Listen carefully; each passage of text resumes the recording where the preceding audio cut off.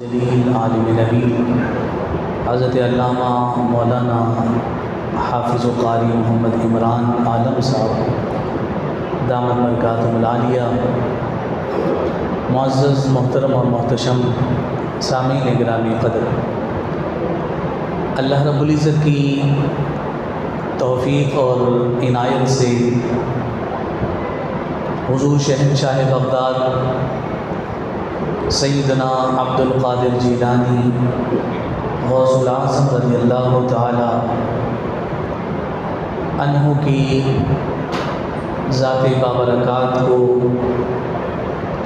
ثواب کے ایصال اور آپ کی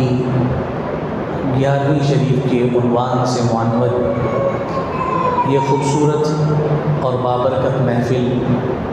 انعقاد پذیر ہے۔ اللہ رب العزت ہم سب کی حاضری اپنی پاک بارگاہ میں منظور اور مقبول فرمائے۔ میں نے آپ کے سامنے سورہ قاف کی آیت نمبر 16 تلاوت کی ہے۔ اسی آیت کے مفاہیم اور اس کی تفسیر سے استفادہ کرتے ہوئے نبی رحمت صلی اللہ علیہ وآلہ وسلم کے ایک فرمان کو موضوع گفتگو بناتے ہوئے چند باتیں میں نے آپ کی گوش گزار کرنی ہیں۔ رب ذوالجلال ہمیں قرآن و حدیث کا صحیح فہم عطا فرمائے اور قرآن و صاحب قرآن کے فیوزات سے ہم سب کو مستفید اور متمتع فرمائے۔ دیکھیے، اللہ رب العزت جمیع کائنات کا خالق اور مالک ہے۔ اسی نے ساری کائنات کو تخلیق فرمایا ہے، وہی ہمارا پیدا کرنے والا ہے۔ اس سے بڑھ کر مخلوق پر کسی کے احسان نہیں۔ اس ذات کا زندگی بھر ایک ایک لمحہ بھی شکر ادا کرتے رہیں تو ہم اپنے رب کا شکر ادا نہیں کر سکتے۔ یہ زندگی کی رعنائیاں، اس میں موجود برکتیں، زندگی کی یہ ساری رفتیں اسی خالق اور اسی مالک کی عطا کردہ ہیں۔ جب ہم دنیا میں آتے ہیں، اپنے زندگی کے شب و روز گزارتے ہیں، تو ہمارا بہت سارے لوگوں سے واسطہ پڑتا ہے، تعلق بنتا ہے، رشتہ جڑتا ہے۔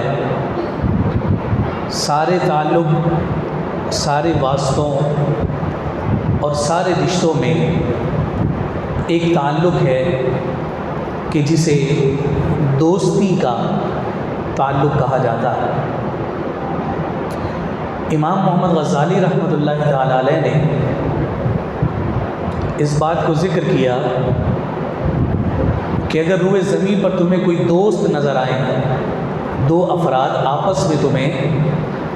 دوست نظر آئیں، سنگی نظر آئیں، بیلی نظر آئیں، تو امام صاحب فرماتے ہیں، امام غزالی کہتے ہیں کہ ضروری ہے کہ ان دونوں دوستوں کے درمیان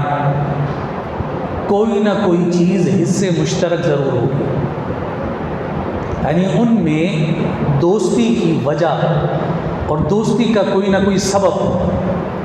ان کے باطنی اوصاف میں سے کسی ایک وصف کا آپس میں تعلق ہے۔ یعنی مثال کے طور پر اگر کوئی شخص سچا ہے، سچ بولنے والا ہے، تو اس کی دوستی سچے انسان سے ہی ہوگی۔ اگر کوئی شخص امانت دار ہے تو اس کی اس خوبی اور اس وصف کی وجہ سے اس کی دوستی ایسے ہی شخص کے ساتھ ہوگی کہ جو امانت دار ہے، جو دیانت دار ہے۔ کسی سے پوچھا جائے فلاں شخص آپ کا دوست کیوں ہے، تو آپ کہتے ہیں کہ وہ میرے علاقے کا ہے، اس لیے میرا دوست ہے۔ ایک زمین کا ہونے کی وجہ سے وہ آپ کا دوست ٹھہرا۔ کسی سے پوچھا گیا کہ آپ فلاں سے محبت کیوں کرتے ہیں؟ تو آپ جواب میں کہتے ہیں کہ جناب مجھے سچ بولنے والے لوگ پسند ہیں، وہ بندہ سچا اور کھرا ہے، اس وجہ سے میری اس کے ساتھ دوستی ہے۔ کوئی وصف آپس میں جڑتا ہے، انٹر لنک ہوتا ہے، ایک دوسرے کے ساتھ تعلق بناتا ہے، اور پھر وہ وصف اپنا اثر دکھاتا ہے، تو دو افراد کے مابین قربت بڑھتی ہے، وہ ایک دوسرے کے نزدیک آتے ہیں، ایک دوسرے کے قریب آتے ہیں۔ تو جب وہ ایک دوسرے کے نزدیک آتے ہیں، ایک دوسرے کے قریب آتے ہیں، تو ان کی یہ قریبی، ان کا یہ نزدیک ہونا ان کے درمیان دوستی پیدا ہونے کا ذریعہ اور سبب بن جاتا ہے۔ یعنی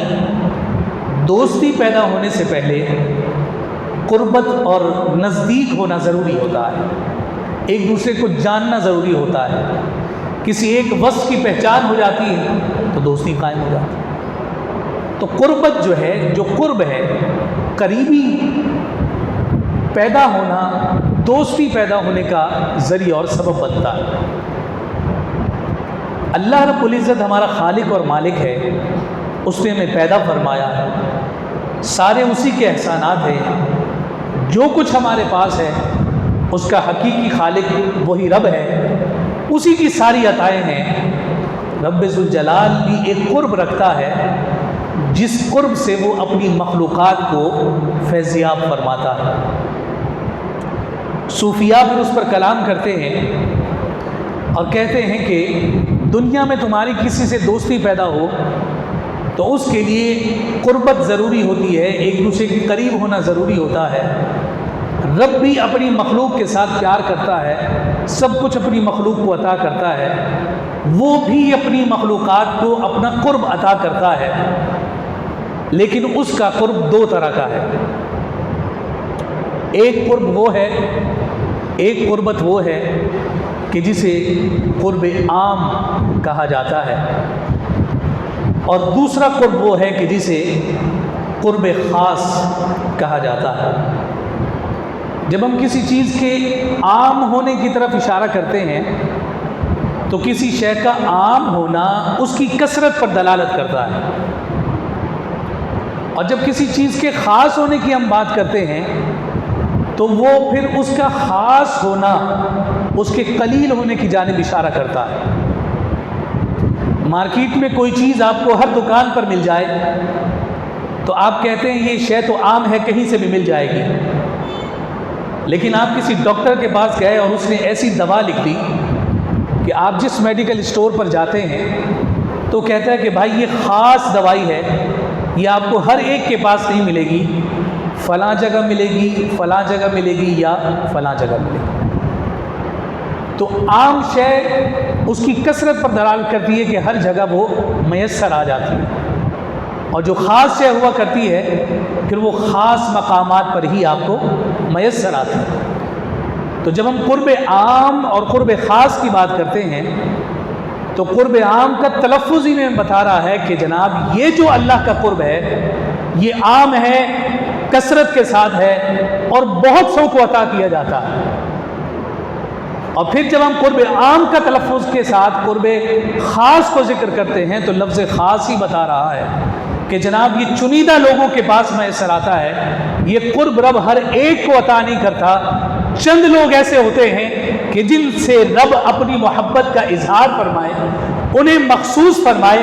ان کے ساتھ اختصاص فرماتا ہے، اور پھر وہ لوگ قرب خاص کے حاملین قرار دیے جاتے ہیں۔ یہاں پھر علماء نے اس بات کو ذکر کیا کہ اللہ کا جو قرب عام ہے وہ اتنا عام ہے، وہ اس قدر عام ہے، اس قدر کثرت کے ساتھ پایا جاتا ہے، فرمایا اس کی کثرت اتنی زیادہ ہے کہ کوئی اس سے استثناء نہیں حاصل کر سکتا، کوئی ایگزمپٹ نہیں ہو سکتا، کوئی یہ نہیں کہہ سکتا کہ مجھے رب کا قرب عام حاصل نہیں ہے، چاہے وہ مسلمان ہو چاہے وہ کافر ہو۔ یہ قرب بحیثیت خالق اللہ رب العزت ہر ایک کو عطا کرتا ہے۔ صوفیاء نے یہاں تک فرمایا کہ جسے اللہ رب العزت کا یہ قرب عام حاصل نہیں وہ زندہ ہی نہیں۔ فرمایا کہ ہر ذی روح کے زندہ رہنے کے لیے ضروری ہے کہ اس کو اس کے رب کا، اس کے پیدا کرنے والے کا وہ عام قرب حاصل ہو، چاہے وہ اپنے پیدا کرنے والے کو مانتا ہو یا نہ مانتا ہو۔ اس کی مثال کیا ہے؟ اس کی مثال یہ آیت نمبر 16 سورہ قاف میں اللہ رب العزت نے فرمایا، اور اس میں رب ذوالجلال صرف اپنے ماننے والوں سے مخاطبت نہیں فرما رہا، ہر اس انسان سے خطاب کر رہا ہے کہ جس کو رب نے پیدا کیا۔ رب فرما رہا ہے اعوذ باللہ من الشیطان الرجیم وَلَقَدْ خَلَقْنَا الْإِنسَانَ، اور تحقیق بے شک ہم نے انسان کو تخلیق کیا، انسان کو پیدا کیا۔ اور آگے فرمایا وَنَعْلَمُ، اور ہم جانتے ہیں مَا تُوَسْوِسُ بِهِ نَفْسُهُ، اور ہم جانتے ہیں ان کا نفس جو ان کے دل میں وسوسہ ڈالتا ہے، ہم اس وسوسے کو بھی جانتے ہیں، اس لیے کہ ہم اس انسان کے پیدا کرنے والے ہیں۔ اور آگے جو بات ارشاد فرمایا نحن اقرب الیہ من حبل الورید، فرمایا کہ ہم اس کے دل میں اس کا نفس جو وسوسہ پیدا کرتا ہے ہم اسے جانتے ہیں، اس لیے کہ ہم اپنے پیدا کردہ انسان کے شہ رگ سے بھی زیادہ قریب ہیں۔ ورید کا جو لفظ ہے یہاں جو قرآن نے ورید کہا، اعلیٰ حضرت نے اس کا ترجمہ دل کی رگ کیا ہے۔ اعلیٰ حضرت نے یہاں ترجمہ کرتے ہوئے ورید کو دل کی رگ فرمایا ہے، اور اطباء کہتے ہیں کہ ورید انسان کے جسم کی وہ رگ ہے کہ جس کے ذریعے سے دل سے نکلنے والا خون پوری باڈی اور پورے جسم کے اندر سرکولیٹ کرتا ہے، وہ جو رگ ہے اسے عربی میں ورید کہا جاتا ہے۔ اگر وہ رگ بند ہو جائے، ورید بند ہو جائے تو پھر انسان زندہ نہیں رہ پاتا۔ اعلیٰ حضرت اسے دل کی رگ کہہ رہے ہیں، اردو میں ہم اس کو اصطلاحی طور پر شہ رگ کہتے ہیں، اور وہ شاہ رگ جو دل سے نکلنے کے بعد ہماری گردن سے ہو کر گزرتی ہے، اور اس گردن میں موجود اس رگ کو ہم جب شاہ رگ کہہ رہے ہوتے ہیں، اور ہم عام طور پر یہ کہتے ہیں کہ شاہ رگ کٹ جائے تو انسان زندہ نہیں رہ سکتا، تو رب نے یہاں فرمایا کہ ہم تمہاری شاہ رگ سے بھی زیادہ قریب ہیں۔ وہ شاہ رگ اگر سلامت نہ رہے تو تم مر جاتے ہو، مردہ ہو جاتے ہو، وہ شاہ رگ کٹ جائے تو تمہاری زندگی ختم ہو جاتی ہے۔ رب فرما رہا ہے شاہ رگ جتنا نہیں بلکہ شاہ رگ سے بھی زیادہ قریب ہوں۔ فرمایا جس شاہ رگ کے بغیر تم زندہ نہیں رہ سکتے، وہ رب جو اس سے بھی زیادہ قریب ہے، تم اس کے قرب کے بغیر بھی زندہ نہیں رہ سکتے۔ تو یہ بات واضح ہوئی کہ جب رب یہ فرما رہا ہے کہ ہم تمہاری شاہ رگ سے بھی زیادہ قریب ہیں، اور وہ شاہ رگ یا دل کی رگ کہ جس کے بغیر انسان کی زندگی نہیں، جس کے بغیر انسان کا وجود نہیں، جس کے بغیر انسان کی بقا نہیں، کسی کی شاہ رگ بند ہو جائے، کسی کی شاہ رگ کٹ جائے، کسی کی شاہ رگ کے اندر کوئی خلل واقع ہو جائے تو اس کی زندگی موت میں تبدیل ہو جاتی ہے۔ فرمایا تم شاہ رگ کو اپنے اتنا قریب تصور کرتے ہو کہ اگر وہ ختم ہو جائے یا تم سے جدا ہو جائے تو تم مر جاتے ہو، اس رب کے بغیر تم کیسے زندہ رہ سکتے ہو جو تمہارے شاہ رگ سے بھی زیادہ تمہارے قریب ہے؟ تو یہاں پھر جو نتیجہ نکلتا ہے وہ نتیجہ یہ نکلتا ہے کہ جس شاہ رگ سے بھی زیادہ رب قریب ہے، اس کا مطلب یہ ہوا کہ جو واقعتاً اس شاہ رگ سے بھی زیادہ اپنے رب کو قریب جانتا ہے تو وہی زندہ اور جاوید ہے، وگرنہ انسان تمہیں چلتے پھرتے نظر آئیں گے لیکن زندگی کی حقیقت سے وہ بے خبر ہیں، اس لیے کہ شاہ رگ کے بغیر زندگی نہیں، تو پھر وہ رب جو شاہ رگ سے بھی زیادہ قریب ہے اس کی پہچان کے بغیر بھی زندگی نہیں۔ اس نے یہ قرب ہر ایک کو عطا کیا، چاہے وہ مسلمان ہے یا کافر، اور چونکہ وہ ہر ایک کے دل میں پیدا ہونے والے وساوس کو بھی جاننے والا ہے، اور وہ قادر مطلق ہے، جیسے وہ اپنے ماننے والوں کو جانتا ہے ویسے ہی وہ اپنے نہ ماننے والوں کو بھی جانتا اور پہچانتا ہے، اور ان کے دلوں میں پیدا ہونے والے وساوس کو بھی جانتا ہے۔ پتہ یہ چلا اس نے قرب ہر ایک کو عطا کیا، خوش قسمت وہ قرار پاتا ہے کہ جو اس قرب کو پہچان کر رب کی بات مانتے ہوئے اس کی محبت کا اظہار کرنے لگ جاتا ہے۔ تو اس لیے فرمایا کہ تمہیں زندگی میں بہت سارے لوگ نظر آئیں گے، ان سے تمہاری روز و شب ملاقات بھی ہوتی ہوگی، تمہارا ان کے ساتھ اٹھنا بیٹھنا بھی ہوگا، تمہارا ان کے ساتھ تعلق اور واسطہ بھی ہوگا۔ تم اصطلاحی طور پر انہیں یہ بھی کہتے ہو کہ جناب یہ انسان ہے، یہ مسلمان ہے، یہ چلتا پھرتا ہے، اس کی زندگی کی کیفیات ہیں، لیکن چونکہ وہ رب کو بھلا بیٹھا ہے، فرمایا زندہ ہو کر بھی وہ زندہ نہیں، اس کے ساتھ زندگی کی حقیقت اور زندگی کی اصل جڑی ہوئی نہیں ہے۔ تو آپ کہیں گے کہ جناب کیا کوئی زندہ ہو کر بھی مردہ ہوتا ہے؟ تو بالکل یہ حقیقت ہے کہ بہت سارے لوگ ایسے ہوتے ہیں کہ جو ہوتے تو زندہ ہیں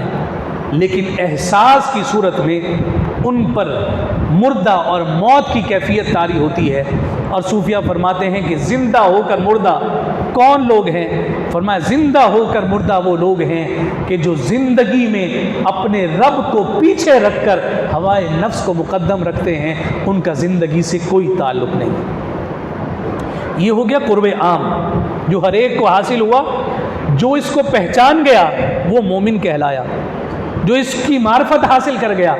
اس کو جان گیا، وہ مسلمان کہلایا۔ کوئی پوچھتا ہے کہ تمہارا رب کہاں ہے،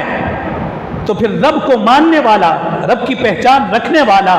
رب کے قرب کی لذت کو پانے والا اور رب کے اپنے قریب ہونے کی کیفیت کو جاننے والے سے جب پوچھا جاتا ہے کہ تیرا رب کہاں ہے،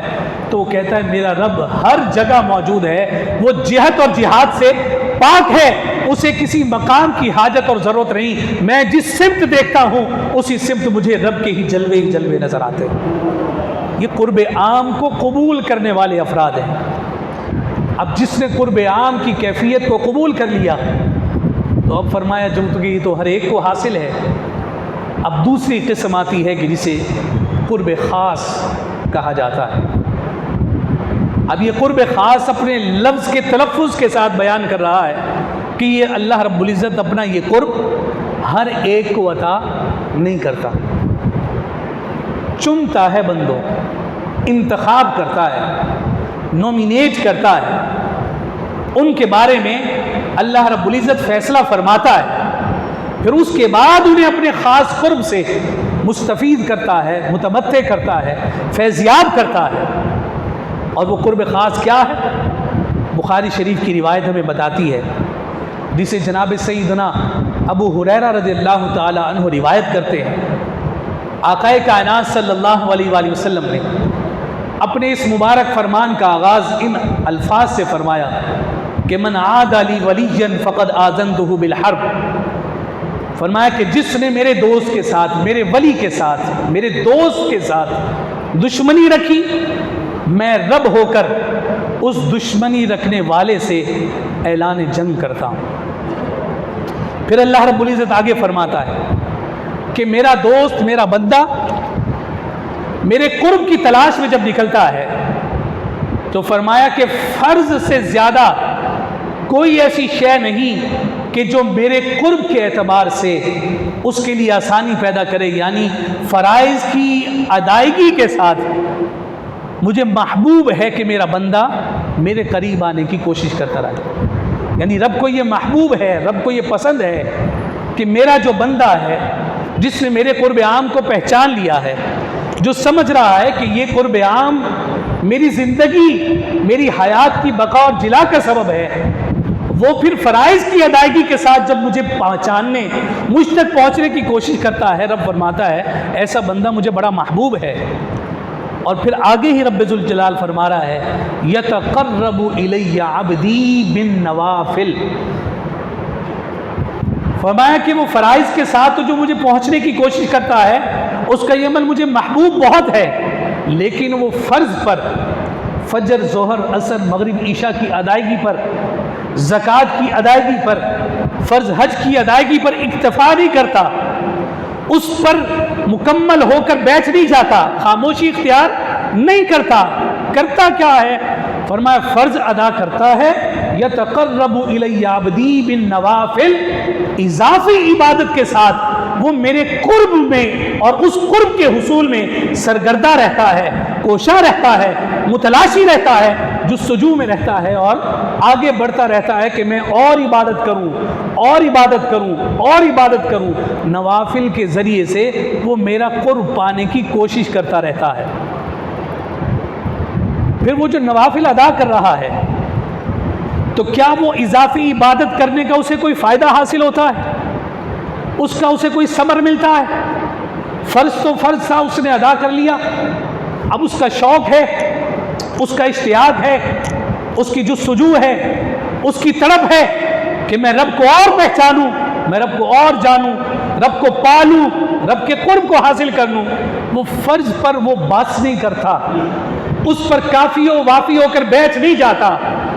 اللہ رب العزت فرماتا ہے، یہ حدیث قدسی ہے، فرمایا یتقرب الی عبدی بالنوافل، کہ میرا وہ بندہ جو ہے زائد عبادت کے ذریعے، اضافی عبادت کے ذریعے، نوافل کا جو لفظ ہے وہ نفل سے ہے، اور نفل جو ہے وہ اضافی شے کو کہتے ہیں، جیسا کہ سورہ انفال ہے، یہ بھی انفال کا لفظ نفل سے ہے، اور انفال جو ہے مال غنیمت کو کہا جاتا ہے۔ تو مال غنیمت کیا ہے؟ مجاہد میدان جنگ میں لڑنے کے لیے جاتا ہے، وہاں دشمن کو جو ہے وہ خس و خاشاک کی طرح اڑا کر رکھ دیتا ہے، دشمن پسپا ہوتا ہے، اس کا اثر کیا نکلتا ہے کہ دشمن جب بھاگ جاتا ہے، وہ مال و اسباب جب چھوڑ کر گیا تو وہ مجاہد اس مال کو جب سمیٹتا ہے، گھر سے نکلا تھا تو اس کے ہاتھ میں ایک تلوار تھی، پیدل گیا تھا، لیکن دشمن پر غالب آیا، دشمن بھاگ گیا، تو اس کا مال جو اس کے ہاتھ آیا، اب سواری پر سوار آ رہا ہے، کھوت بھی پہن رکھا ہے، زین بھی پہن رکھی ہے، اور بھی مال و اسباب لے کر جب واپس آ رہا ہے، یہ اضافی مال جو اپنے ساتھ لے کر آیا تو قرآن اسے انفال کہتا ہے، اسے مال غنیمت کہتا ہے، یعنی زائد مال کہتا ہے۔ اسی نفل سے انفال اور اسی سے نوافل، یعنی وہ بندہ اضافی عبادت کے ذریعے سے رب کے قرب میں متلاشی رہتا ہے، اس کی جستجو میں رہتا ہے۔ اب اگر کوئی آج کے اس دور میں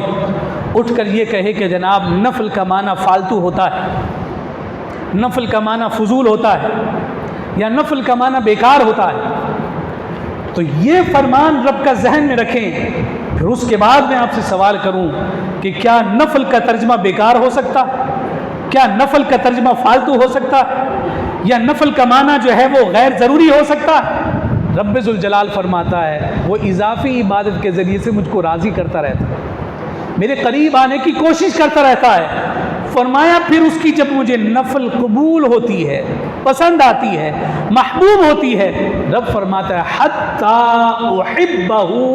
وہ نفل زائد عبادت، اضافی عبادت کے ذریعے سے میرے قریب آتا چلا جاتا ہے، آتا چلا جاتا ہے۔ وہ نفل عبادت جب مجھے پسند آتی ہے، رب فرما رہا ہے حتی احبہ،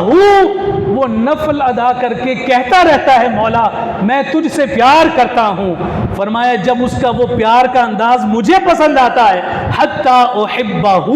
میں بھی اپنے اس بندے سے محبت کرنے لگتا ہوں۔ اب نفل کے ذریعے سے جہاں رب کی محبت میسر آ رہی ہو، رب کا قرب میسر آ رہا ہو، اور رب اپنے بندے سے کہہ رہا ہو کہ جناب اب میں اس بندے سے محبت کر رہا ہوں، تو وہ عمل کیسے بیکار ہو سکتا ہے؟ وہ عمل کیسے فالتو ہو سکتا ہے؟ واللہ کائنات میں اس شے سے قیمتی شے ہی کوئی نہیں کہ جس شے کی وساطت اور وسیلے سے ہمیں رب کا قرب اور اس کی معرفت حاصل ہو جائے۔ اب آپ دیکھیے حتی احبہ، یہاں تک کہ میں اس سے پیار کرنے لگتا ہوں، رب فرما رہا ہے میں اپنے اس بندے سے پیار کرتا ہوں، اس سے محبت کرنے لگتا ہوں۔ اب یہ محبت یک طرفہ نہ رہی، مخلوق دعویٰ کرتی رہے ساری زندگی میں رب سے پیار کرتا ہوں، رب سے محبت کرتا ہوں، تیرے پاس دلیل کیا ہے، تیرے اس دعوے پر نشانی کیا ہے، تیرے اس دعوے پر علامت کیا ہے، تیرے پاس کیا ایسے آثار ہیں کہ ہم تسلیم کریں کہ تو اپنے رب سے محبت کرتا ہے۔ کوئی کہے گا تم فجر کی نماز میں آنا، میں پہلی صف میں قاری عمران عالم صاحب کے پیچھے نماز پڑھتا ہوں، یہ میرے رب سے محبت کی دلیل ہے۔ کوئی آپ سے کہے گا کہ جناب میں اتنے یتیم بچوں کی کفالت کر رہا ہوں، فلاں مدرسے میں جا کر پوچھو، ہر مہینے میں وہاں اتنا صدقہ و خیرات داخل کرتا ہوں اور اتنے لوگوں کی کفالت کرتا ہوں، یہ اس بات کی دلیل ہے کہ میں اپنے رب سے محبت کرتا ہوں۔ دعوے بھی ہم کرتے رہتے ہیں، دلیلیں بھی ہم قائم کرتے رہتے ہیں، لیکن اس دعوے پر دلیل قبول ہوئی یا نہ ہوئی، اس کا اعلان کرنے کا بس کسی کا نہیں، اس کی سکت کسی کو حاصل نہیں کہ وہ یہ کہے کہ میرا یہ دعویٰ ہے،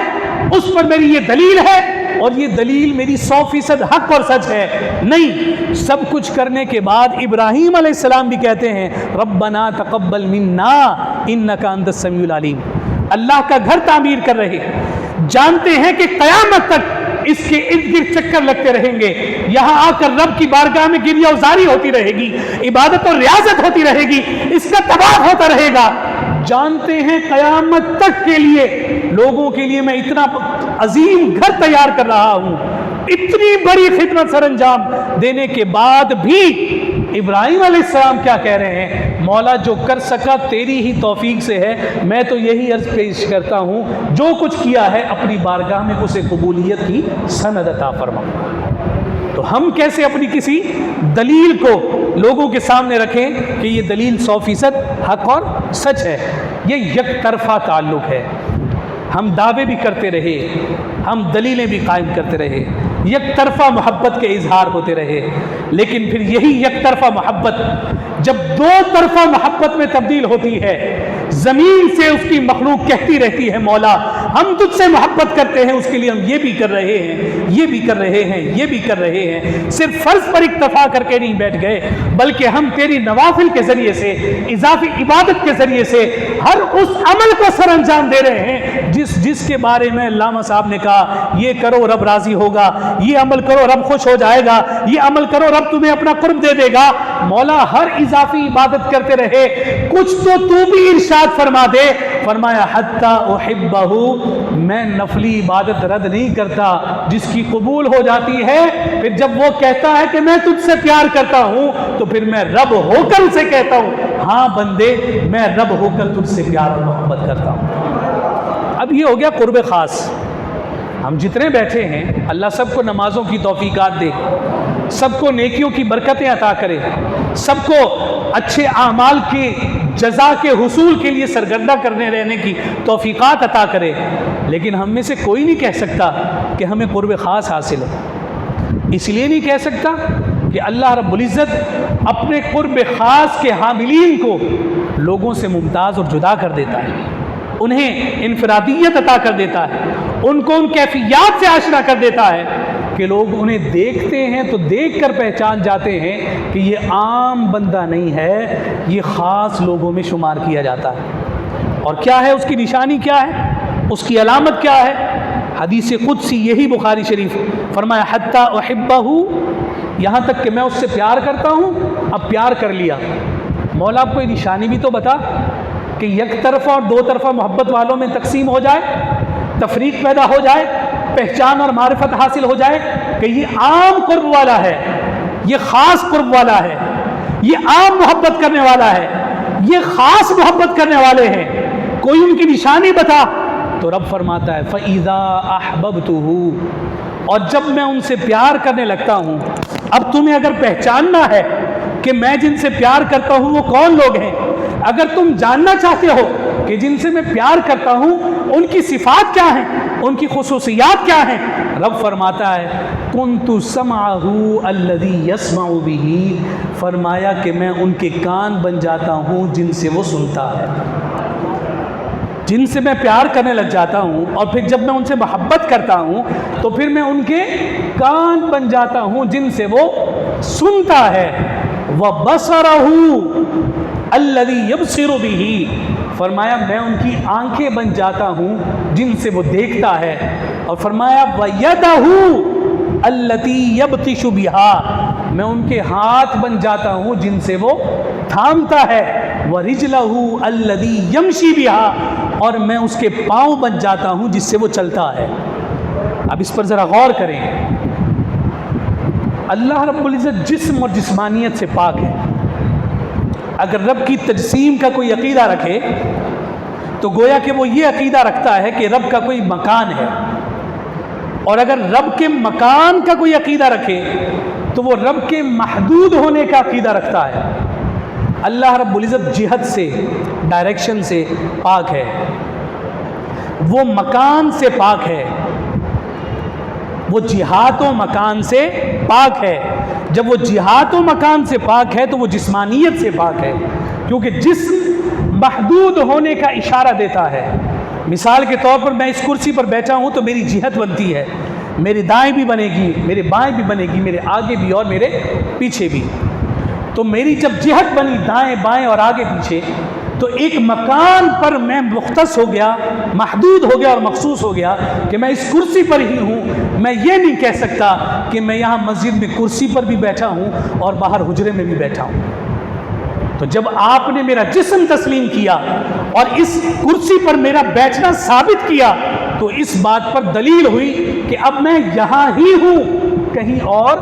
نہیں ہوں۔ اور رب کی شان کیا ہے؟ رب مکان و جہات سے پاک ہے، جس سمت دیکھتے ہیں رب کا جلوہ ہی جلوہ نظر آتا ہے، رب کی شان ہی شان نظر آتی ہے۔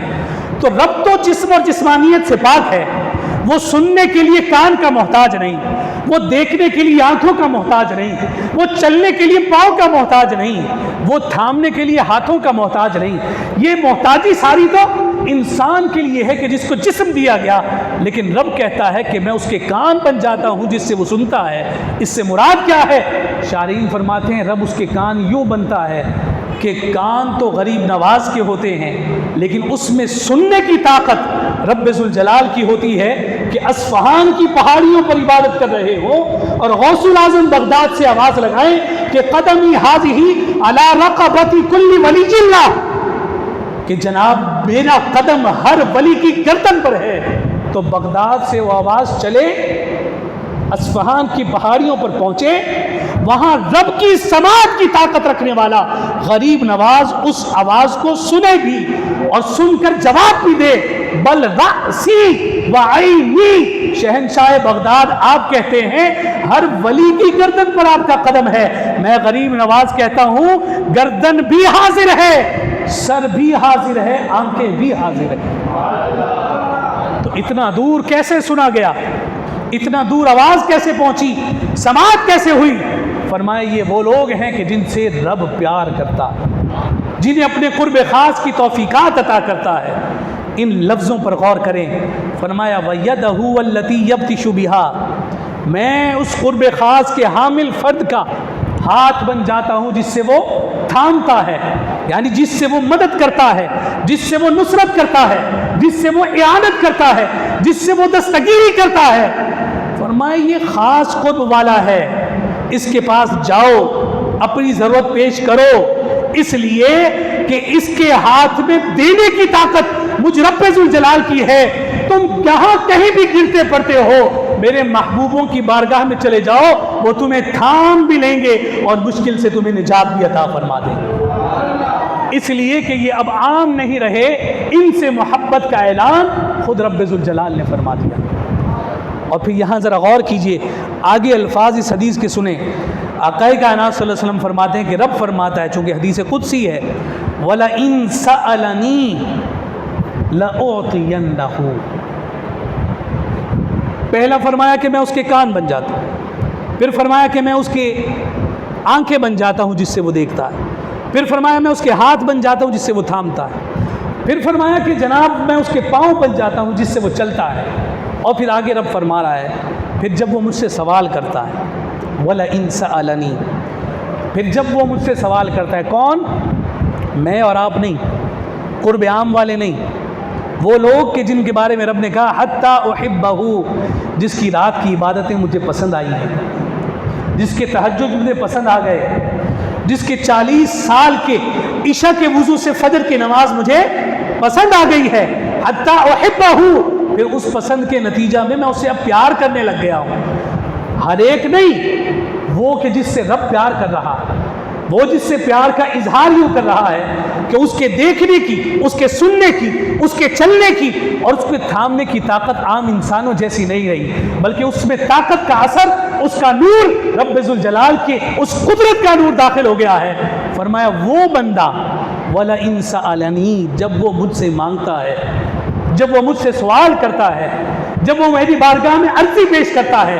جب وہ میری بارگاہ میں کچھ مانگتا ہے اور التجا کرتا ہے،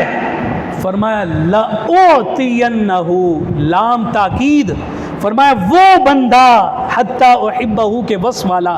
فَإِذَا أَحْبَبْتُهُ کی شان والا، وہ بندہ جب مجھ سے سوال کرتا ہے، لَأُعْطِيَنَّهُ لام تاکید کا، فرمایا جب وہ سوال کرتا ہے میں اسے ضرور عطا کرتا ہوں، کبھی اس کو خالی ہاتھ نہیں لوٹاتا۔ عطا کرنے والی ذات اسی رب کی ہے، وہی سب کو عطا کرتا ہے، جو مانے اسے بھی دیتا ہے، جو نہ مانے اسے بھی عطا کرتا ہے، جو فرما بردار ہے اسے بھی دیتا ہے، جو نافرمان ہے اسے بھی عطا کرتا ہے، لیکن اس کے عطا کرنے کی کیفیات مختلف ہیں۔ لیکن فرمایا جب میرا یہ بندہ مجھ سے مانگتا ہے لَأُعْطِيَنَّهُ، میں اسے ضرور عطا کرتا ہوں۔ اب کوئی آپ سے یہ کہے بزرگوں کی خانقاہ میں کیوں جاتے ہو، ان کی ہفتہ وار مجلس میں کیوں جاتے ہو، فلاں بزرگ سے دعا کروانے کیوں جاتے ہو، فلاں مزار پر حاضری دینے کا معمول تم نے زندگی بھر کیوں قائم کر رکھا ہے، تو جواب دے دیے گا کہ یہ وہ لوگ ہیں کہ جنہیں اللہ نے اپنے قرب خاص سے نوازا ہے اور ان سے میرا رب وعدہ کر چکا ہے، یہ جب سوال کرتے ہیں، یہ جب التجا کرتے ہیں، یہ جب عرضی پیش کرتے ہیں، یہ جب اپنے رب سے مانگتے ہیں تو رب انہیں ضرور عطا کرتا ہے۔ ہم مانگیں رب دے نہ دے اس کی مرضی ہے، لیکن ان کی بارگاہ میں جا کر ان سے دعا اس لیے کرواتے ہیں، رب کا ان سے وعدہ ہے یہ ہمارے حق میں دعا کر دیں گے، ان کی برکت سے اللہ ہماری جھولیوں کو بھر دے گا۔ میں یہاں پر یہ مثال دیا کرتا ہوں کہ حضور خواجہ خواجگاہ خواجہ غریب نواز رحمۃ اللہ تعالی علیہ اجمیر تشریف لے کر جا رہے ہیں براستہ لاہور،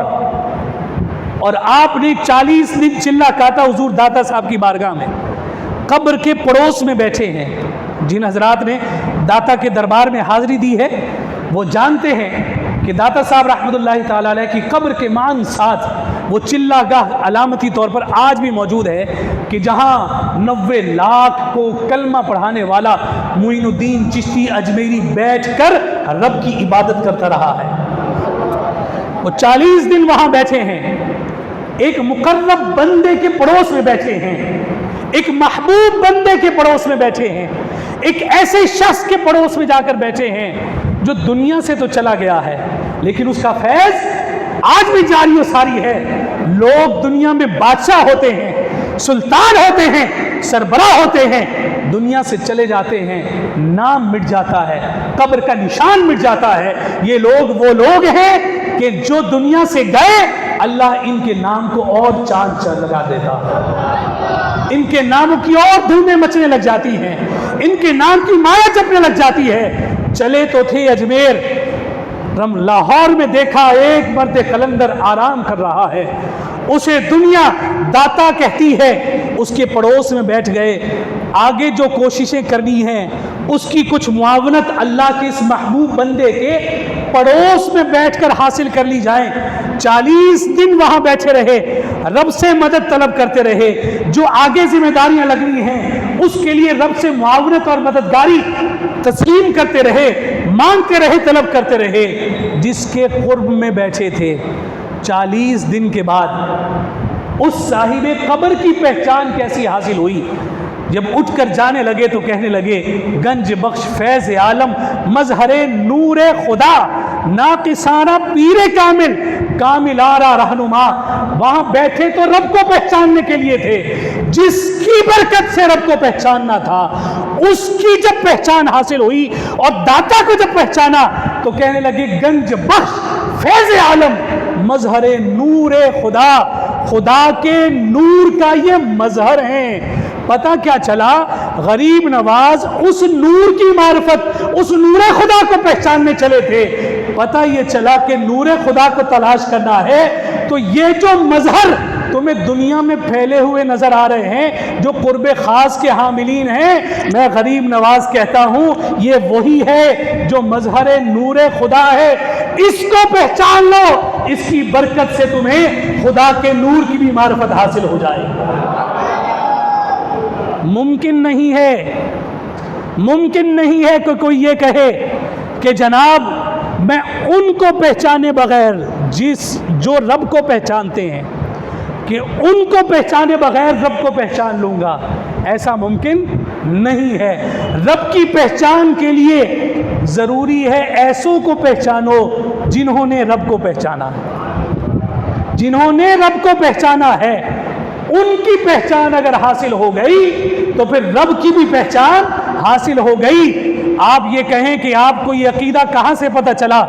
آپ کے پاس دلیل کیا ہے؟ میں کہتا ہوں مجھے دلیل کی حاجت نہیں، میرے لیے غریب نواز کے یہ 2 مصرے ہی کافی ہیں کہ وہ بیٹھے تھے نور خدا کو پہچاننے کے لیے، اور رب نے اپنے نور کی معرفت سے پہلے اپنے مظہر کی معرفت عطا کی، اور جب اس کی معرفت حاصل ہوئی تو گویا یہی کہہ کر جا رہے ہیں کہ یہ ناقصوں کے تو پیر کامل ہیں، لیکن جو لوگ کہتے ہیں نا کہ ہم کامل ہیں،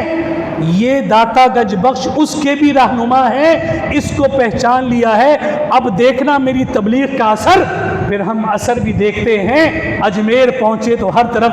دین کا اگر شعلہ ہوا ہے، اسلام کا اگر نور بکھرا ہے تو وہ فیضان غریب نواز کا ہے، لیکن فیضان جاری کرنے والے کا نام داتا گنج بخش علی اجمیری ہے۔ اس لیے فرمایا وَلَئِن سَأَلَنِي لَأُوتِيَنَّهُ، میں جب مجھ سے سوال کرتا ہے تو میں اسے ضرور عطا کرتا ہوں، اور پھر جب رب سے وہ حاصل کر لیتے ہیں، اس سوال کی برکت سے انہیں معلوم ہو جاتا ہے، انہیں میسر آ جاتا ہے، انہیں مل جاتا ہے، تو پھر یہ 2 طرفہ محبت والے اس عطا کو اپنے پاس لے کر بیٹھتے نہیں ہیں، پھر وہ آگے تقسیم کرتے ہیں۔ جب وہ تقسیم کرنے لگتے ہیں تو پھر ان کی کیفیات اور ان کے مظاہر ہمارے سامنے آتے ہیں۔ اور مظاہر کیسے آتے ہیں؟ اب ظاہری سی بات ہے، انہوں نے آگے تقسیم کرنا ہے، رب سے جو انہوں نے حاصل کیا ہے اس فیض کو جاری بھی تو کرنا ہے، اپنی ذات تک تو لے کر بیٹھنا نہیں، انہیں وراء الورا عطا کرنا ہے، ہر ایک کو نوازنا ہے۔ لیکن وہ پھر پہچان کر نوازتے ہیں، کون مجھ سے محبت کرنے والا ہے، کون غوث العظم کا نام لینے والا ہے، کون عبد القادر کے قصیدے پڑھنے والا ہے، ان سے محبت کا اظہار کرنے والا ہے۔ فرمایا پھر وہ جب عطا کرتے ہیں تو عطا کرنے کے لیے جس چیز کی ان کو حاجت ہے، جس چیز کی ان کو ضرورت ہے، انہیں وہ طاقت اور قوت چاہیے جو عام لوگوں سے وراء الورا ہو۔ رب کہتا ہے وہ تو میں نے تمہیں پہلے ہی عطا کر دی، تمہارے لیے یہ دیواریں حجاب نہیں بنیں گی، تمہارے لیے یہ سفر اور یہ دوریاں کلفتوں کا ذریعہ نہیں بنیں گی، میں نے تمہیں اپنی قدرت کی مظاہر کی وہ کیفیات عطا کر دی ہیں۔ تم بیٹھے بغداد میں ہی ہوگے، صابری مسجد میں کوئی تمہیں پکارے گا، تم صابری مسجد کے ان اپنے گناہگار غلاموں کی آواز کو سماعت کر لو گے، اس لیے کہ غوث العظم تم قرب خاص کے حاملین ہو، تم وہ لوگ ہو کہ تمہیں میں نے تمہاری سماعت و بصارت میں نے اپنی قدرت کے مظہر داخل کر دیے ہیں۔ اب یہ دنیا تمہارے لیے نہیں ہے، تمہیں جہاں کہیں سے کوئی دل سے پکارتا ہے تم اس کو سن بھی لیتے ہو، اس کی دستگیری بھی کرتے ہو۔ اسی لیے شہنشاہ بغداد نے اعلان فرمایا تھا، آپ نے فرمایا نظرت الی بلاد اللہ جمان کخردلۃ علی حکم اتصالی، فرمایا میں نے جو ہے اللہ کے شہروں پر نظر ڈالی، میں نے اللہ کے شہروں پر نظر ڈالی، اور جب نظر ڈالی اللہ کے شہروں پر تو اللہ کے شہروں سے مراد لیا گیا رب نے جتنی کائنات پیدا کی ہے، چاہے وہ سیارات ہیں، چاہے کہکشاں ہیں،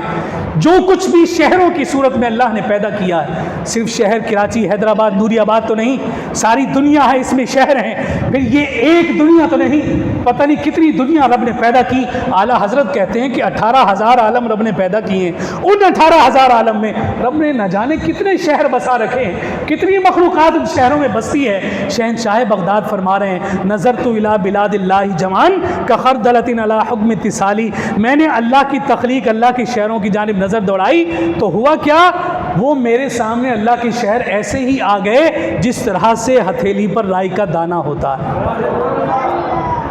یعنی سارے شہر میرے سامنے ایسے ہی نظر آ رہے ہیں جیسے کسی کی ہتھیلی پر رائی کا دانہ ہو، اس کی چاروں سمتیں سامنے ہوتی ہیں، اس کی جہاد سامنے ہوتی ہیں، رائی کے دانے کی ایک ایک شے مد نظر اور ملحوظ خاطر ہوتی ہے۔ شہنشاہ بغداد فرماتے ہیں میں نے اللہ کے شہروں کی جانب نظر اٹھائی تو مجھے یہ سارے شہر ایسے رائی کے دانے کی طرح نظر آئے۔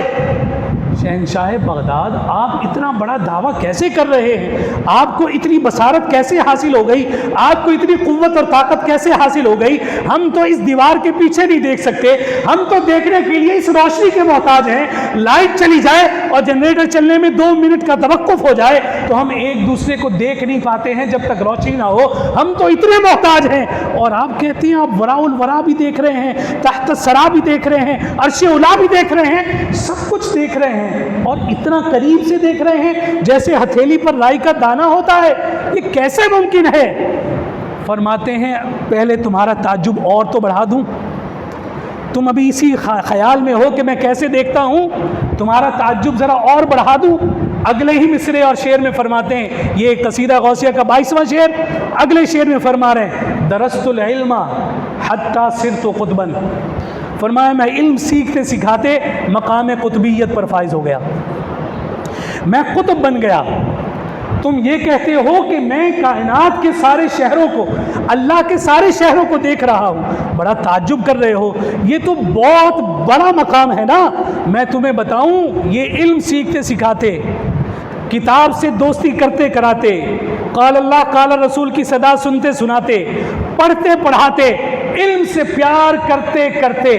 رب نے صرف علم کی برکت اتنی عطا کی کہ میں مقام قطبیت پر پہنچ گیا۔ اچھا آپ کو یہ لذت تب میسر آئے کہ جب آپ کو سمجھ آئے کہ جناب یہ قطب ہوتا کون ہے۔ پھر آپ کہیں گے قطب یہ ہوتا ہے تو پھر غوث العظم کیا ہوگا؟ ایک مثال کے ذریعے سے سمجھانا چاہتا ہوں۔ بہت سارے بزرگ حضرات بیٹھے ہیں، انہوں نے اپنی زندگی میں خود یا پھر اور لوگوں کو ہاتھ سے چلنے والی چکی استعمال کرتے ہوئے دیکھا ہوگا یا خود بھی استعمال کی ہوگی۔ ہاتھ کی جو چکی ہوتی ہے جس میں آٹا پیسا جاتا ہے، اس کا جو مینوفیکچرنگ اسٹینڈرڈ ہے وہ یہ ہوتا ہے کہ 2 سرکل شیپ پارٹ ہوتے ہیں، ایک پارٹ نیچے رکھا جاتا ہے، ایک اس کے اوپر ہوتا ہے، اور جو اوپر والا پارٹ ہوتا ہے اس کی ایک سائڈ پر جو ہے وہ ایک ہینڈل لگایا جاتا ہے، اور وہ جو دونوں پارٹ ہیں ان کا جو سینٹر پوائنٹ ہوتا ہے، جو ان کا درمیان ہوتا ہے، بالکل درمیان، ان کا جو درمیان ہوتا ہے وہاں ایک کیل ڈالی جاتی ہے، اور اس کیل کی وجہ سے دونوں پارٹ جو ہیں وہ ایک ہی جگہ پر گھومتے ہیں۔ اس کی مثال یوں ہے کہ جیسے موٹر سائیکل کا ٹائر ہوتا ہے تو اس ٹائر کے اندر جو ہے وہ ایک نیل، ایک کیل ڈالی جاتی ہے، اور وہ نیل جو ہے وہ کیل اگر ٹیڑھا ویڑھا ہو جائے تو جو ٹائر ہوتا ہے وہ ببلنگ کرتا ہے، الائنمنٹ اس کی خراب ہو جائے تو وہ جھومنے لگتا ہے، تو آپ کو سفر کا مزہ نہیں آ رہا ہوتا، ممکن ہے کہ کہیں وہ سلپ بھی ہو اور آپ گر جائیں۔ تو یہ جو درمیان کا کیل ہوتا ہے، یہ کیل اس چکی کو ایک ہی جگہ پر گھمانے کے لیے استعمال کیا جاتا ہے۔ وہ کیل جو درمیان میں لگا ہوا ہے اگر وہ نہ ہو، آپ دونوں پارٹوں کو گھماتے رہیں، آٹا نہیں پیسے گا، اس لیے کہ آٹا، گندم کا آٹا بننے کے لیے ضروری ہے کہ وہ دونوں پارٹ اس دانے کو اپنے درمیان پیسیں، تبھی وہ آٹا بنے گا۔ تو اب ہوا یہ کہ جناب چکی صاف کی گئی، ایک پارٹ کو دوسرے پارٹ پر رکھا گیا، درمیان میں کیل لگایا گیا، ایک ساتھ سوراخ ہے، اس میں دانے ڈالے جا رہے ہیں، دوسرا شخص جو ہے اپنے ہاتھ سے اس چکی کو گھمائی چلے جا رہا ہے، دانے اندر جا رہے ہیں، دونوں پارٹوں کے درمیان دانے آتے ہیں، پستے چلے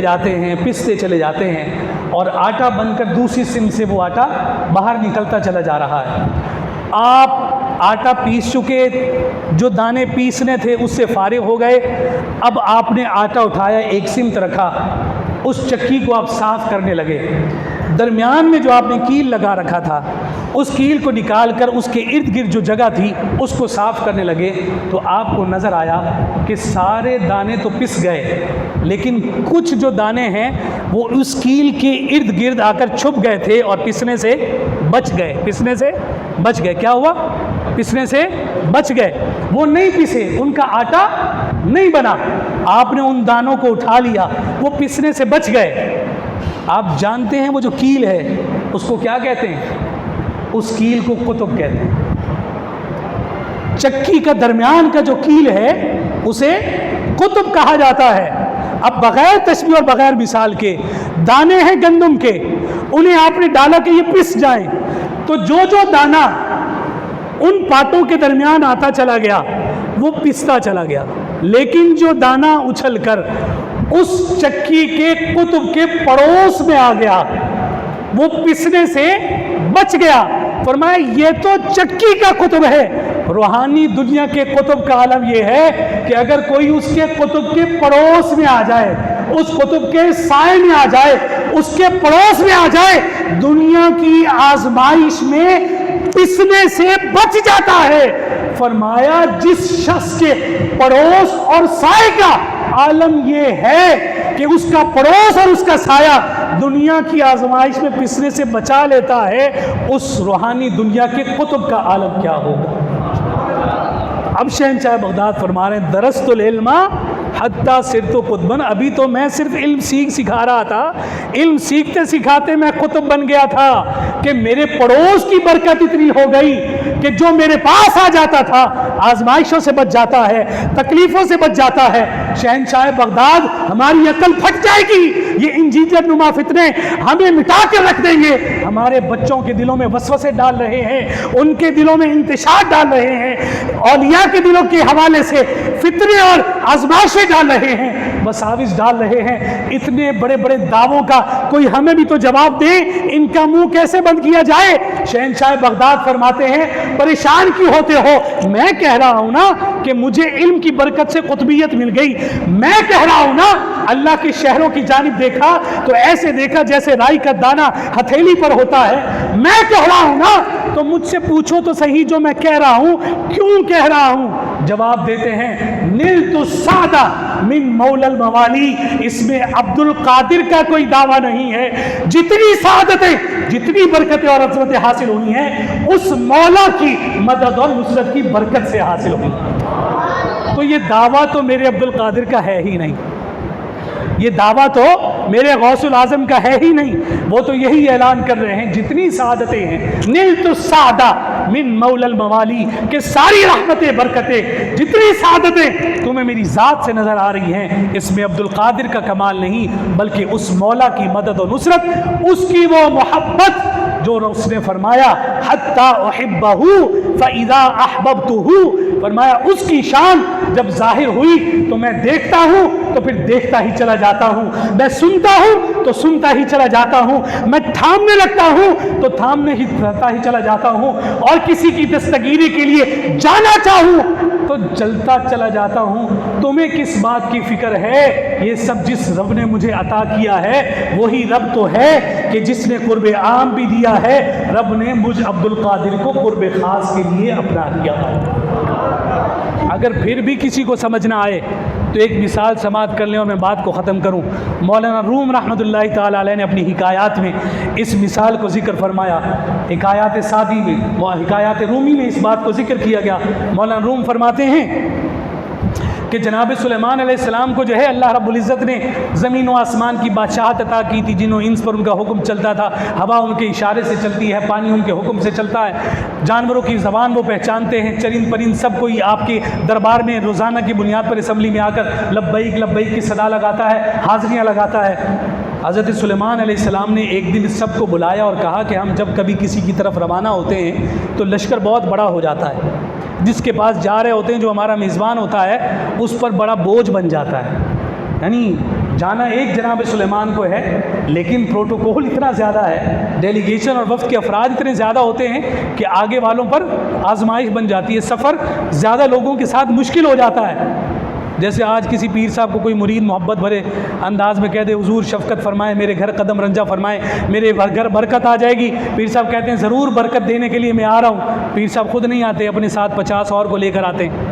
ایک مہینے میں اس مرید کا راشن اتنا نہیں استعمال ہوتا جتنا پیر صاحب کی ایک دعوت پر ہو جاتا ہے۔ اس نے بلایا تھا برکت کے لیے، پورے ایک گھر کا راشن پیر صاحب اپنے ساتھ لے گئے۔ تو حضرت سلیمان علیہ السلام نے سب کو بلایا اور کہا کہ ہماری یہ تعداد کم ہونی چاہیے تاکہ سفر میں بھی آسانی ہو، آگے جن کے پاس جائیں ان کو بھی پریشانی نہیں ہونی چاہیے۔ تو جناب سلیمان علیہ السلام نے کہا تم سب مجھے کوئی ایسی خصوصیت بتاؤ کہ جس سے یہ ثابت ہو کہ تمہارا میرے ساتھ رہنا بہت ضروری ہے، کہ اگر تم میرے لشکر اور میرے قافلے میں نہیں ہوگے تو میرے قافلے کو نقصان ہو جائے گا۔ تو ہر ایک اپنا اپنا کوئی وصف بتائے کہ تمہارا میرے ساتھ رہنا کیوں ضروری ہے، تو اس کو ہم اپنے قافلے کا لازمی حصہ تصور کر لیں گے۔ ہر ایک اپنی اپنی باری پر بتاتا چلا جا رہا ہے، اس نے بتایا، اس نے بتایا، اس نے بتایا، اس نے بتایا کہ مجھ میں یہ خصوصیت ہے، میں آپ کے اس انداز میں کام آ سکتا ہوں، آپ کے قافلے والوں کے لیے یوں مددگار بن سکتا ہوں، تو آپ مجھے اپنے ساتھ رکھیں۔ باری آئی ہدہد کی۔ ہدہد کہنے لگا، ہدہد نے کہا کہ حضرت آپ مجھے اپنے ساتھ رکھیں، میں آپ کے بہت کام آؤں گا۔ پوچھا کیا خصوصیت ہے؟ کہتے ہیں میں جب آسمان کی جانب اڑتا ہوں اتنا اونچا چلے جاتا ہوں کہ زمین والوں کی نظروں سے اوجھل ہو جاتا ہوں۔ وہاں جا کر جب میں زمین پر نظر ڈالتا ہوں تو وہاں سے جب میں نظر ڈالتا ہوں زمین پر، تو کہتا ہے کہ جب زمین پر نظر ڈالتا ہوں تو زمین کے اندر، کیا زمین کے اندر، فرمائے زمین کے اندر جو پانی ہوتا ہے، میں اتنی اونچائی سے زمین کے اندر جو پانی ہے میں اسے دیکھ لیتا ہوں، کتنی گہرائی میں ہے جان لیتا ہوں، اس کا کلر پہچان لیتا ہوں، کھارا ہے کہ میٹھا جان لیتا ہوں۔ آپ مجھے اپنے ساتھ رکھیں۔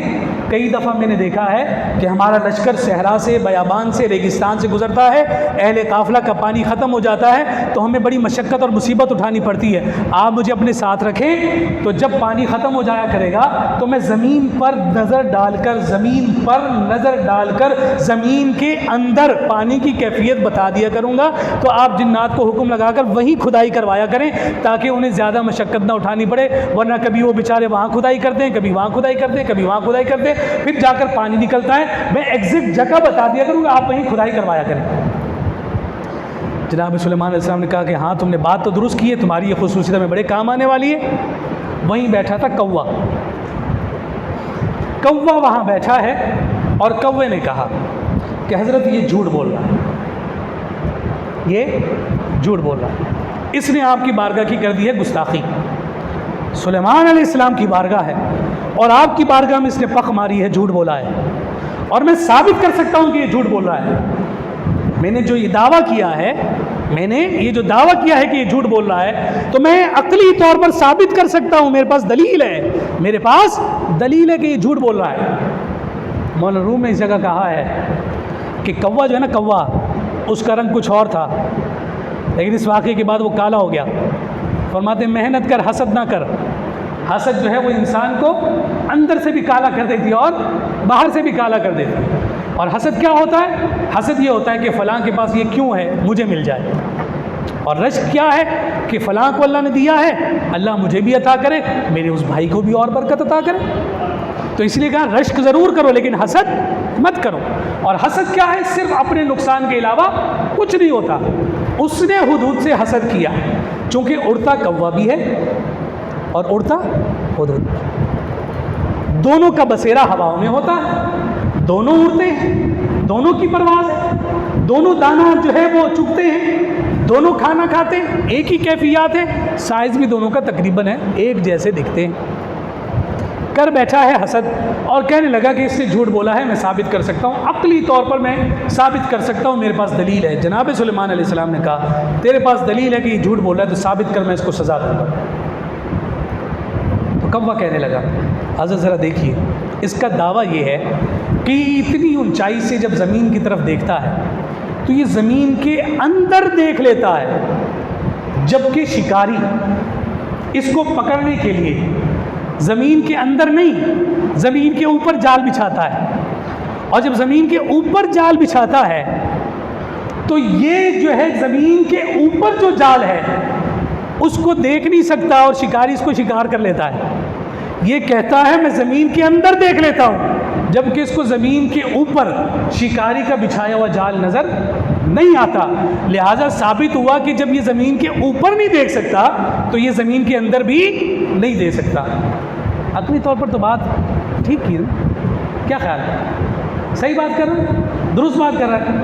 ہماری عقل بھی ایسے ہی کہے گی، ہماری عقل بھی یہی کہے گی ہاں بھائی ٹھیک بات کر رہا ہے کہ بھائی بڑی طاقت کا وہ دعویٰ کر رہا ہے اور چھوٹی قوت اس کے پاس میسر نہیں ہے۔ تو جناب سلیمان علیہ السلام نے حدود سے کہا کہ اس کے اعتراض کا اگر جواب ہے تو دو، ورنہ سزا کے لیے تیار ہو جائے۔ تو حدود نے جواب میں کہا حضرت اس نے جو بات کی ہے بالکل ٹھیک کہی ہے کہ جو زمین کے اوپر شکاری مجھے شکار کرنے کے لیے جال بچھاتا ہے وہ مجھے نہیں نظر آتا، اس نے بالکل درست کہا ہے مجھے نظر نہیں آتا، لیکن میں حلفاً کہتا ہوں مجھے زمین کے اندر نظر آتا ہے۔ کہتا ہے کہ وجہ یہ ہے کہ یہ جو زمین کے اندر میں دیکھ لیتا ہوں اور جو زمین کے اوپر میں نہیں دیکھ پاتا، اس میں میرا کوئی کمال نہیں۔ رب جب میری آنکھوں کے سامنے پردہ ڈال دیتا ہے زمین کے اوپر بھی نظر نہیں آتا، لیکن جب رب دکھانا چاہتا ہے تو پھر میں زمین کے اندر بھی دیکھ لیتا ہوں۔ اس میں ہدہد کا کوئی کمال نہیں، ساری توفیق میرے رب کی ہے۔ کوے سے کہو اعتراض مجھ پر نہ کرے، بلکہ اس دینے والے کی قدرت اور طاقت پر اعتراض کرے۔ ہم یہی کہتے ہیں کرامات پر اعتراض مت کرو، یہ اس رب کی تقسیم ہے جس کو جتنا عطا کر دے، جس کو دیا ہے اس پر اعتراض نہیں، دینے والے پر اعتراض ہے۔ اور مسلمان دینے والے پر اعتراض نہیں کرتا، ہم دینے والے کو بھی مانتے ہیں اور اس نے جس کو دیا ہے اسے بھی مانتے ہیں۔ اس لیے کبھی داتا کے نام کی مالا جپتے ہیں، کبھی بابا کے قصیدے گاتے ہیں، کبھی غریب نواز کے قصیدوں میں اپنی راتوں کو بسر کرتے ہیں، اور پھر اگر ربیع الثانی کا مہینہ آ جائے تو صبح و شام یہی کہتے ہوئے نظر آتے ہیں، واہ کیا مرتبہ اے غوث ہے بالا تیرا، اونچے اونچوں کے سروں سے قدم اعلیٰ تیرا، تجھ سے سگ، تجھ سے در، در سے سگ، اور سگ سے ہے مجھ کو نسبت، میری گردن میں بھی ہے دور کا دورہ تیرا، اس نشانی کے جو سگ ہیں نہیں مارے جاتے، حشر تک میرے رہے، میرے گلے میں رہے پٹا تیرا، تیری سرکار میں لاتا ہے رضا اس کو شفیع جو میرا غوث ہے اور لاڈلا بیٹا تیرا۔ اللہ رب العزت ہم سب کو مقامات اولیاء سمجھنے کی توفیق عطا فرمائے، شہنشاہ بغداد کے فیوزات سے ہم سب کو مشرف اور مستفیض فرمائے۔ تھکی ہے فکر رسا مدح باقی ہے، قلم ہے آبلا پا مدح باقی ہے، وقت تمام ہوا مدح باقی ہے، تمام عمر رہا مدح باقی ہے، سفینہ چاہیے اس طرح بے قرار کے لیے وما علینا من